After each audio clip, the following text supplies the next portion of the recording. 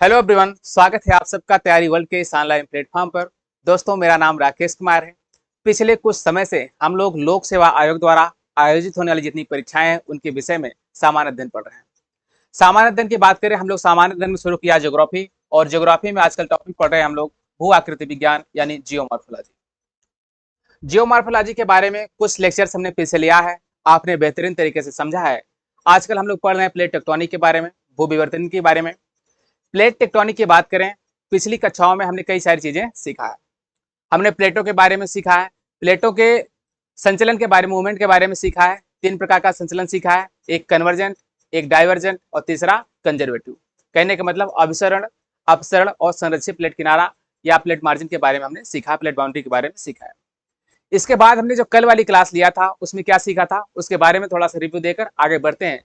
आज हम लोग पढ़ने वाले हैं एक नए टॉपिक को, समुद्री नितल प्रसरण सिद्धांत यानी सी फ्लोर स्प्रेडिंग, जिसको हैरी हैस ने दिया था 1960 में। इसके बारे में चर्चा करने से पहले थोड़ी सी कुछ प्रीवियस क्लास को हम कनेक्ट करने की कोशिश करते हैं। आइए जुड़ते हैं। देखिए, हमने पिछली कक्षा में क्या सीखा था, टाइप्स ऑफ कन्वर्जेंस के बारे में। आप नाम से स्पष्ट है, आपको पता है कन्वर्जेंस का मतलब क्या होता है, अभिसरण के बारे में। ये जो अभिसरण की बात हम कर रहे हैं, किसके अभिसरण की बात कर रहे हैं, प्लेटों के अभिसरण के बारे में। आप जानते हैं प्लेटें तीन प्रकार से मूव करती हैं। यहाँ पे जो तीन प्रकार हैं, उन तीन प्रकारों में हम पहला लिए थे क्या, अभिसरण। एक जनरल आइडिया लेनी है कि जब दोनों प्लेटें एक दूसरे के आसपास आए, कहने का मतलब इस डायरेक्शन में मूव करें, उसे क्या कहेंगे, अभिसरण यानी कन्वर्जन। जब सिचुएशन ये बने,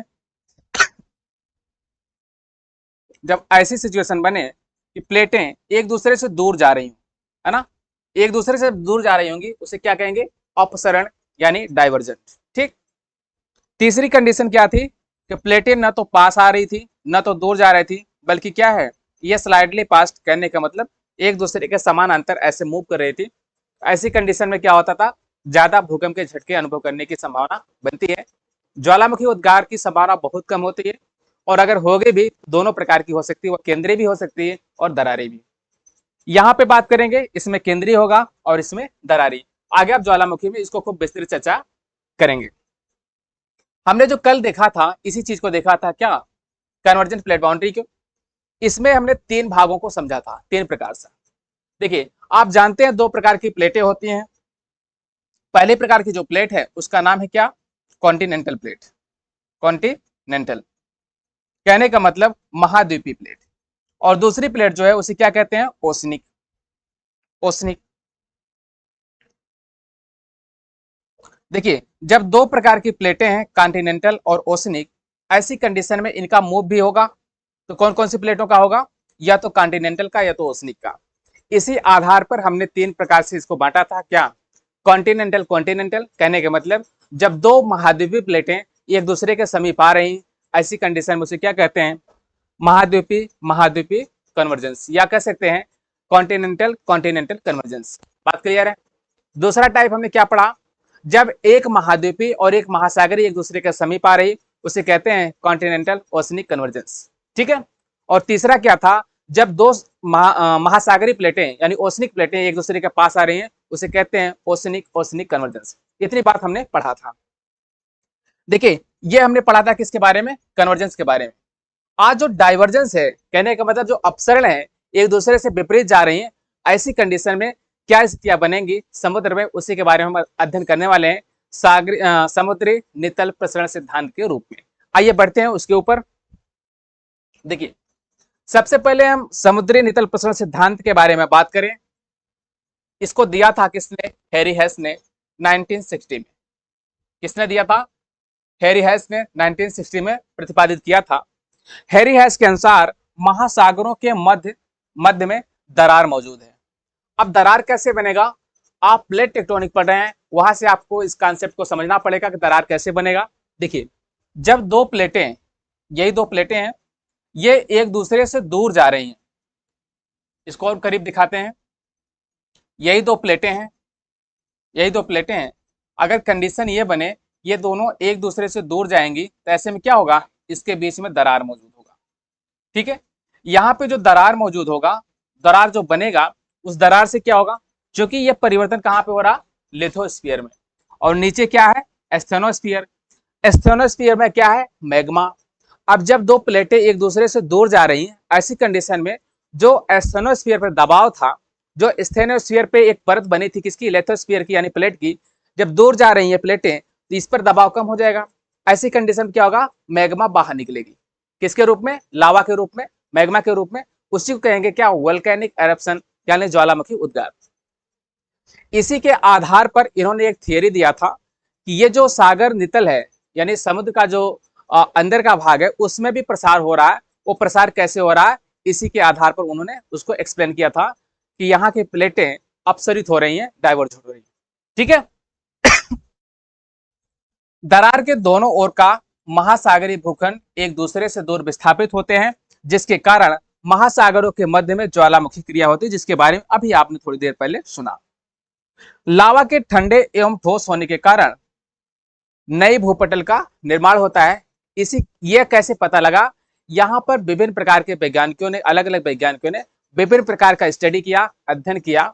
अध्ययन के में कुछ साक्ष्य मिला, उस साक्ष्य के आधार पर एक्सप्लेन किया गया कि जो महाद्वीपीय पटल का जो क्या कहते हैं वो चट्टान है, जो महाद्वीपीय चट्टान है, उस चट्टान में महासागरीय चट्टान से डिफरेंस है। डिफरेंस कैसे है, महासागरीय चट्टान अपेक्षाकृत नई है किसके, महाद्वीपीय चट्टान के। कहने का मतलब जो कॉन्टिनेंटल भूभाग मिलेगा उसकी तुलना में महासागरीय भूभाग का चट्टान नई है। कैसे है, इसी एविडेंस के बारे में हम आगे चर्चा करते हैं। देखिए इन्होंने क्या कहा, और इसके आगे, गतिशील महासागरीय भूखंड का दूसरा सिरा महाद्वीप के नीचे प्रवेश कर जाता है तथा गहराई के अधिक तापमान के कारण पिघल जाता है। ठीक है, इसके कारण महासागरीय भूपटल का विनाश हो जाता है। विनाश कब होता है आपको पता है, जब क्या होता है, कन्वर्जेंस। कन्वर्जेंस होगा, कहने का मतलब अभिसरण होगा। ऐसी कंडीशन में प्लेटों को विनाश होता है। इसे अभिसारी सीमांत भी कहते हैं, विनाशी सीमांत भी कहते हैं। इसीलिए कहते हैं क्योंकि इसमें एक प्लेट का विनाश हो रहा होता है। कौन सी, जो नीचे जा रही होती है, यानी जिसका घनत्व ज्यादा हो रहा होता है, या आप कह सकते हैं महासागरीय प्लेट का विनाश होता है, क्योंकि महासागरीय प्लेट का जो घनत्व है महाद्वीपीय की तुलना में ज्यादा होता है, और जो ज्यादा होगा वो नीचे दबेगा। महासागरीय भूपटल का निरंतर निर्माण एवं विनाश होता रहता है, इस बात को आपने सीखा। इसको एक फिगर से हम समझते हैं, एक फिगर से समझते हैं। जैसे देखिए ये क्या है आपके सामने, ये सी फ्लोर स्प्रेडिंग जो है, सागर नितल जो प्रसरण सिद्धांत है, इसके बारे में यहाँ पे कुछ दर्शाने की कोशिश किया गया है। देखते हैं, यहाँ पे देखिए दो महासागरीय प्लेट है। यहाँ पे एक महासागरीय प्लेट ये है और दूसरा ये है। यहाँ पे देख रहे हैं क्या है, ये प्लेटें एक दूसरे से दूर जा रही हैं। एक प्लेट, ये प्लेटें जब एक दूसरे से दूर जा रही हैं, क्योंकि ये महासागरीय एरिया है, इसके बगल में महाद्वीपीय एरिया है और इसके बगल में महाद्वीपीय एरिया है। ऐसे एग्जाम्पल से आप समझिएगा, आप देखेंगे कहां पर, पैसिफिक रीजन में, यह प्रशांत महासागरीय क्षेत्र में देखेंगे। प्रशांत महासागरीय में कौन सी प्लेट है, महासागरीय प्लेट है। अब यहाँ पे उसके बगल में आ जाएंगे कहाँ, नॉर्थ अमेरिका या साउथ अमेरिका में क्या मिलेगा आपको, कॉन्टिनेंटल प्लेट मिलेगा। कहने का मतलब महासागरीय प्लेट है, उसके पास में कॉन्टिनेंटल भी मिल सकता है, या महासागरीय मिल सकता है, फिर कॉन्टिनेंटल मिल सकता है। प्लेटें सभी आपस में जुड़ी हुई हैं, तो दोनों प्रकार के अपसरण और अभिसरण, दोनों प्रकार की चीजों को हम एक साथ देखने की कोशिश करेंगे। कहने का मतलब कन्वर्जेंस और डाइवर्जेंस दोनों चीजों को एक साथ समझने की कोशिश करते हैं। आइए देखते हैं, यहाँ पे चूंकि प्लेटें एक दूसरे से दूर जा रही हैं, स्प्रेड हो रही हैं, कहां पर, ये सागर की तली की बात हो रही है। खूब ध्यान से समझिएगा, कॉन्सेप्ट बहुत छोटा सा है पेचीदा। यहाँ पे जब प्लेटें एक दूसरे से दूर जा रही है तो ऐसी कंडीशन में क्या बनेगा, ऐसी कंडीशन में क्या देखने को आपको मिलेगा, चूंकि प्लेट जो है वो कहां पर है, लिथोस्फीयर में बना होता है, और उसके नीचे होता है ये एस्थेनोस्फीयर। ये क्या है, ये है एस्थेनोस्फीयर। बात क्लियर है। जब यहाँ पे एस्थेनोस्फीयर में देखेंगे, यहाँ पे जो चट्टाने हैं वो पिघली हुई अवस्था में होती है, यानी 100 से 200 किलोमीटर की गहराई पर एस्थेनोस्फीयर होता है। वहां पर जो चट्टाने मौजूद होती है वो पिघली अवस्था में होती है। क्योंकि वहां पे एनर्जी ज्यादा है, टेम्परेचर ज्यादा है, चट्टाने पिघली अवस्था में है, ऐसी कंडीशन में क्या होगा, ऐसी कंडीशन में वहां पे संवहन धाराएं चलती है। संवहन धाराएं जो चलती हैं, ये संवहन धाराओं के चलने की वजह से इसके ऊपर जो लिथोस्फीयर है, स्थल मंडल, वो क्या होता है, सरकता है। लिथोस्फीयर सरकता क्यों है? क्योंकि नीचे की चट्टानें पिघली अवस्था में, ऊपर ठोस है, ये सरकेगा। और इसके सरकने की वजह से, चूंकि प्लेटों का अलग अलग मूवमेंट होता है, इसकी वजह से जब ये प्लेटें दूर जा रही हैं, अब यहाँ पे देखेंगे ये इस डायरेक्शन में सरक रहा है, प्लेटें एक दूसरे से दूर जा रही हैं। जब प्लेटें एक दूसरे से दूर जा रही हैं, ऐसी कंडीशन में आपको क्या देखने को मिलेगा? ऐसी कंडीशन में देखने को मिलेगा कि यहां से जब सरफेस स्थल मंडल हट गया, जो मैग्मा के ऊपर प्रेशर था, ये प्रेशर कम हो गया। प्रेशर कम होने की वजह से क्या होगा? यहाँ पे लावा, यहाँ पे जो लावा है वो क्या है? ऊपर निकलेगा, ऊपर ऐसे निकलेगा। और जब ऊपर निकलेगा तो लिथोस्फीयर के आसपास यहीं पर क्या होगा? निक्षेपित होगा। बात हमारी समझ रहे हैं? यहाँ पे लावा निक्षेपित होना शुरू हो जाएगा। कहने का मतलब यहाँ पे वोल्केनिक एरप्शन होगा। अब सवाल आपके मन में ये आना चाहिए, कौन सा वोल्केनिक एरप्शन होगा? ज्वालामुखी तो होगा, लेकिन किस प्रकार का? चूंकि दो प्रकार का ज्वालामुखी होता है मुख्य रूप से। एक होता है केंद्रीय, एक होता है केंद्रीय यानी सेंट्रल जिसे कहते हैं, सेंट्रल। और दूसरा क्या होता है? दरारी। ठीक है, देखिए केंद्रीय कब होगा? केंद्रीय का मतलब जब ज्वालामुखी का उद्गार एक छिद्र विशेष से हो रहा होगा, उसे कहेंगे केंद्रीय। देखिए छिद्र की बात करें, बहुत छोटा सा छिद्र नहीं होता है, वो छिद्र भी जो होता है वो कई किलोमीटर में होता है, सैकड़ों हजारों किलोमीटर में भी कई बार देखने को मिलता है छिद्र, वो बड़ा होता है। लेकिन दरारी की बात करेंगे, ये दरारी बहुत लंबा हो सकता है। जैसे आप रिंग ऑफ फायर का मिड ओशनिक रिज का लेंगे एग्जाम्पल, मिड ओशनिक रिज में क्या हो रहा है? मध्य अटलांटिक कटक जो बन रहा है, मध्य अटलांटिक कटक ये दरारी ज्वालामुखी उद्गार का ही परिणाम है। ठीक है, कहने का मतलब दो प्लेटें ऐसे दूर में फैली हुई हैं, और दोनों प्लेटें जब एक दूसरे से दूर जा रही हैं, ऐसी कंडीशन में ऐसे लंबाई में एक दरार सा बनेगा, और एस्थेनोस्फीयर से जो मैग्मा है और लावा है वो आकर कहां पर? उसके किनारे पर डिपोजिट होगा, यानी निक्षेपित होगा। यही कंडीशन है क्या बनने के लिए? Mid oceanic ridge. ठीक है, मध्य महासागरीय कटक बनने के लिए। अब यहां से ये बात आपको समझ में आ रही होगी, ये क्या? इसी प्रकार की यही जो व्याख्या दिया था, ये दिया था किसने? हैरी हेस ने 1960 में। इसी व्याख्या को नाम उन्होंने दिया था सागर नितल प्रसरण सिद्धांत। कहने का मतलब ये सिद्धांत जो दिया था इन्होंने, किसके विषय में दिया था? जब प्लेटों का अपसरण हो रहा है, ऐसी कंडीशन बन रही कहां पर? महासागरों में। और ये कंडीशन निरंतर जारी है, सागरों पर ये नई चट्टानों का उद्भव होता रहा है, यानी बनता रहा है, और बनने के साथ साथ धीरे धीरे वहां पर फैलाव होता जा रहा है। आपने पढ़ा होगा कि जितने भी महासागर हैं, चाहे प्रशांत ले लें, अटलांटिक ले लें, ठीक है, हिंद महासागर ले लें, सभी महासागरों का विस्तार हो रहा है। विस्तार कैसे हो रहा है? इसी प्रक्रिया के थ्रू हो रहा है, जिसे कहते हैं क्या? सी फ्लोर स्प्रेडिंग, यानी सागर नितल प्रसरण सिद्धांत। आई थिंक बात समझ गए होंगे आप।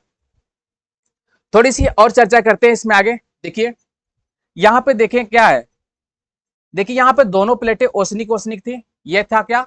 महासागरी, और ये भी क्या था? महासागरी। ठीक, आगे देख रहे हैं यहां पर क्या है? ये कॉन्टिनेंटल है, महाद्वीपीय प्लेट है।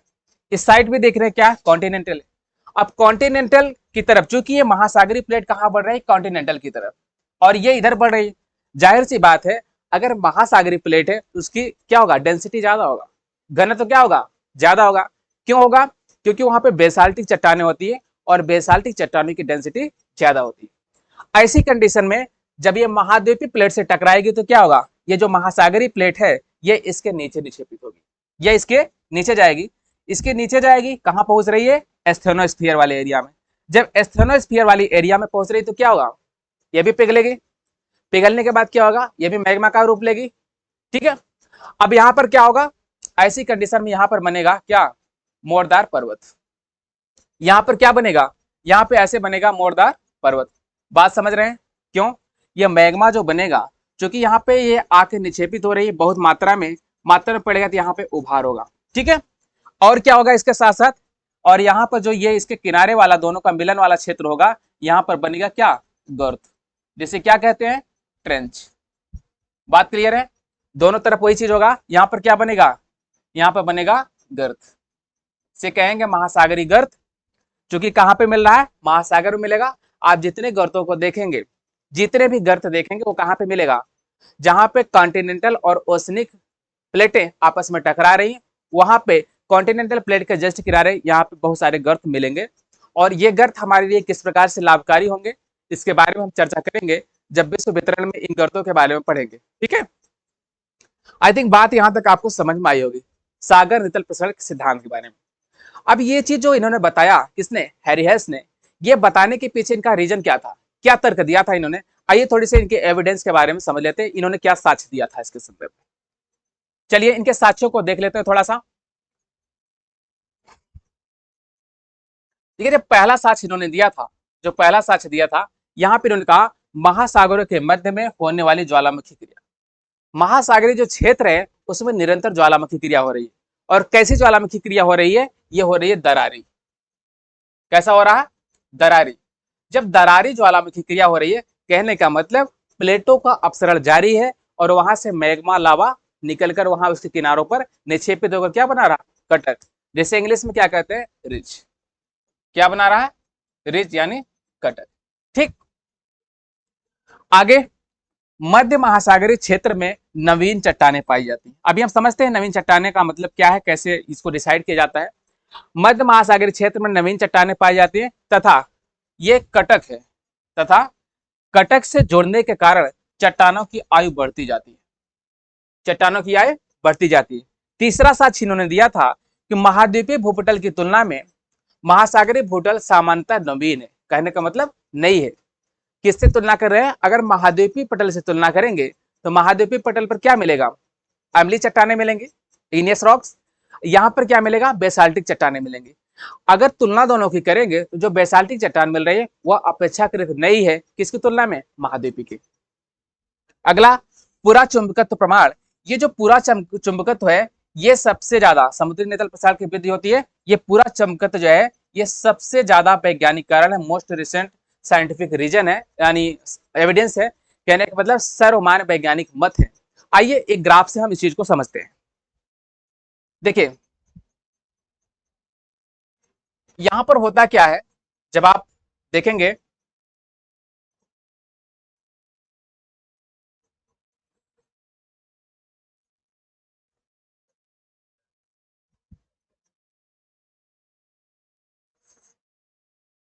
चलिए यहां पे देख लीजिए,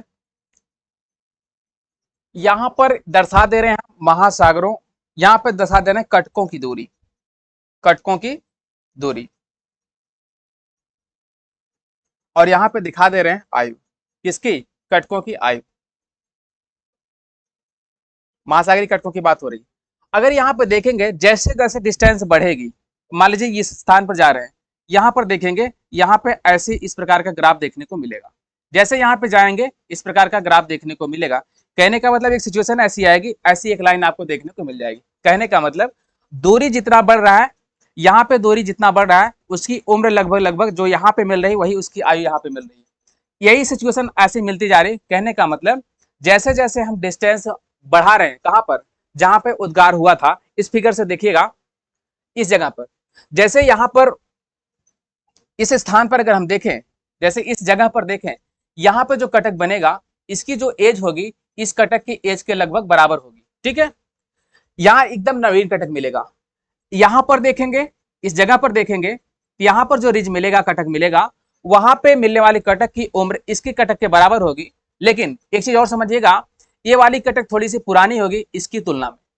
ऐसे जैसे जैसे दूरी बढ़ती जाएगी, कटक पुरानी होती चली जाएंगी। लेकिन जहां पर उद्गार हुआ है उसके पास हम जैसे देखेंगे, कटकों की उम्र एकदम नहीं मिलेगी। ठीक। दूसरी संभावना क्या दिखाया इन्होंने, यहाँ पे जो चुंबकत्व है, यहाँ पे जो चुंबकीय गुण है इस जगह पर, यहाँ पे इसके चुंबकीय गुण इसके चुंबकीय गुण के बराबर मिलेगा। कहने का मतलब कटकों से जैसे दूरी बढ़ रही है, जो हमें चुंबकीय गुण मिल रहा है इस साइड भी बढ़ने पर वही मिलता रहेगा। यहाँ पे जैसे पुराना पैटर्न पर मिलेगा तो यहाँ पर भी पुराना मिलेगा। यहाँ पर जैसे जैसे जहां पर उद्गार वाली एरिया है उस जगह पर देखेंगे तो वहां बिल्कुल नवीन मिलेगा। इस आधार पर इन्होंने प्रूव किया, बताया कि सागर नितल का निरंतर प्रसरण जारी है, और इसी सिद्धांत का नाम दिया गया था सागर नितल प्रसरण सिद्धांत, यानी सी फ्लोर स्प्रेडिंग थ्योरी। किसके द्वारा दिया गया था? हैरी हेस के द्वारा 1960 में। आई थिंक बात क्लियर हो गई होगी। देखिए प्रीलिम्स में ऐसे क्वेश्चन बनता ही बनता है, पर मेंस में तो खूब पूछा जाता है। आई थिंक यहाँ तक आपको बात खूब बढ़िया से समझ में आई होगी। ठीक है, कोई कंफ्यूजन नहीं बचा होगा सी फ्लोर स्प्रेडिंग के बारे में। जैसे प्लेटों का अपसरण पढ़ा था आपने, अपसरण का ही सिद्धांत वहां पे लागू होता है। उन्होंने किसके बारे में दिया था? महासागरीय क्षेत्र के बारे में दिया था। और उसका एविडेंस क्या दिया था? पूरा चुंबकत्व तो आपने पढ़ा ही। कटकों, कटक में जो मिलने वाले चट्टान है वो अपेक्षाकृत नवीन है। ठीक है, किसकी तुलना में, महाद्वीपों की तुलना में नवीन है, और वहां पे मिलते कैसे हैं, बेसाल्टिक चट्टान मिलते हैं। कटकों से दूरी बढ़ने के साथ उनकी उम्र में जो परिवर्तन होता है वो लगभग समान होता है। इन्हीं सब आधारों पर प्रूव किया गया क्या, सागर नितल प्रसरण सिद्धांत। आई थिंक बात आपको समझ में आई होगी। जैसा आपको क्लास लगा होगा आप कमेंट बॉक्स में जरूर बताइएगा। आज की क्लास को यहीं ओवर करते हैं, मिलते हैं अगली कक्षा में एक नए टॉपिक के साथ। अगली क्लास में हम पढ़ने वाले हैं बहुत महत्वपूर्ण टॉपिक को, ज्वालामुखी या चट्टान, दोनों में से एक क्या मिलेगा, आप इंतजार करिए मंडे तक का। इन दोनों में से कोई एक टॉपिक हम आपको प्रोवाइड कराएंगे। ठीक है, आज तक के लिए बहुत बहुत धन्यवाद जुड़ने के लिए। अपने लोगों तक वीडियो को शेयर करिए। ठीक है, चलते हैं।